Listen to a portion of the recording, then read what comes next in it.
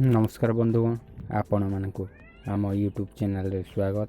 जो मैंने आम यूट्यूब वीडियो प्रथम कर देखुं ताहले आपण मैंने जानी रखु आम यूट्यूब चैनल रे विश्वर समस्त नदी पर्यटक स्थली जातीय उद्यान एवं एमानक आश्चर्यजनक तथ्य विषय यूट्यूब वीडियो देखा पाइबे। आज वीडियो रे इंद्रावती जातीय उद्यान विषय जानिबा।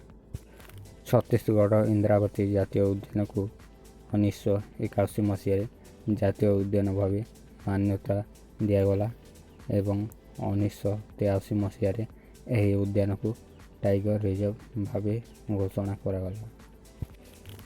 यह इंद्रावती जातीय उद्यान पुराना नाम है कुठरू जातीय उद्यान, किंतु यह उद्यान पाखदे इंद्रावती नदी प्रवाहित होउथिबारु से नदीर नाम अनुसार इंद्रावती जातीय उद्यान नाम रखागला।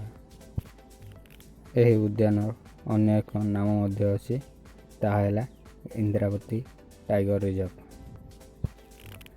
छत्तीसगढ़ जातीय उद्यान वन्यप्राणी और उद्भिद मानक एक सुरक्षित अंचल। यह उद्यान मुख्य उद्देश्य है प्राणी और उद्भिद सुरक्षा और से जत्न नेवाई स्थापना करा जायतिला। यह उद्यान एक पहाड़िया अंचल रे अवस्थित जार तरंगित भूखंड एवं प्रसिद्ध इंद्रावती नदी यह पाख दे जाइसी। यह उद्यान को पर्यटक मान बुली जिबा पई सर्वोत्तम समय है शीत दिन, कारण यह समय रे वन्यप्राणी कार्यकलाप अधिक देखा मिले। यह उद्यान निकट पहुँचवाक हेले आपण मैंने उड़ाजाहाज रेल किंबा सड़क द्वारा एठारे पहुँची पारे।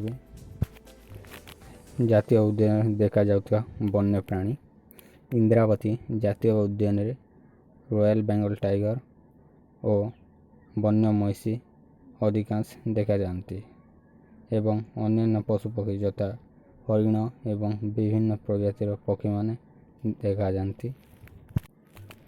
छत्तीसगढ़ आखपाख अंचल ऐतिहासिक मंदिर और कलाकृति। छत्तीसगढ़ बीजापुर जिला माँ भद्रकाली मंदिर प्रसिद्ध एवं यही मंदिर रे दुर्गा माँ 39 अवतार मध्य माँ काली को पूजा करा जाए। यही मंदिर विशेषता है पूर्वर एक गुंफा मध्य थिला, किंतु वर्तमान गुंफाटी को भांगी मंदिर निर्माण करा जायछि। यही मंदिर रे माँ काली को पूजा अर्चना करा जाए। यही मंदिर को पर्यटक माने जावाई अधिक सुगम रास्ता अच्छी।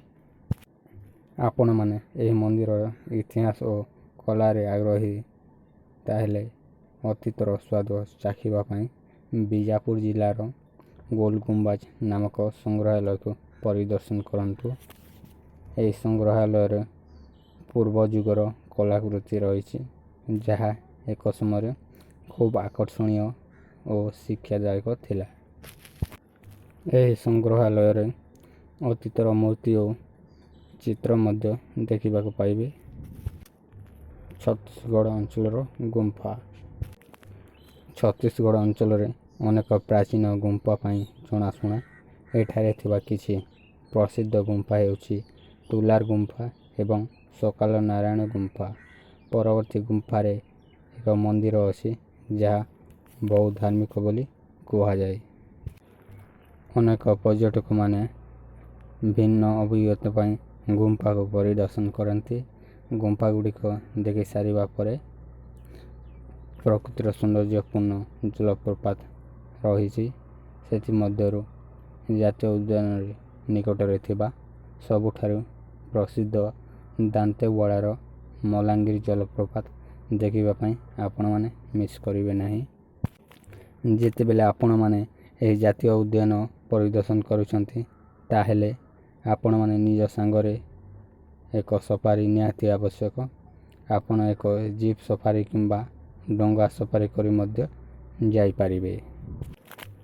इंद्रावती जातीय उद्यान और वन्यप्राणी पक्षी मानक बासस्थान को सेमानक प्राकृतिक घरे ସେମାନଙ୍କୁ ଅତି ନିକଟରୁ ଦେଖନ୍ତୁ। ଆପଣମାନଙ୍କୁ ଆମ ଭିଡ଼ିଓ ଭଲ ଲାଗିଲେ ଲାଇକ୍ କରି ନିଜ ସାଙ୍ଗସାଥିଙ୍କୁ ସେୟାର କରିବେ।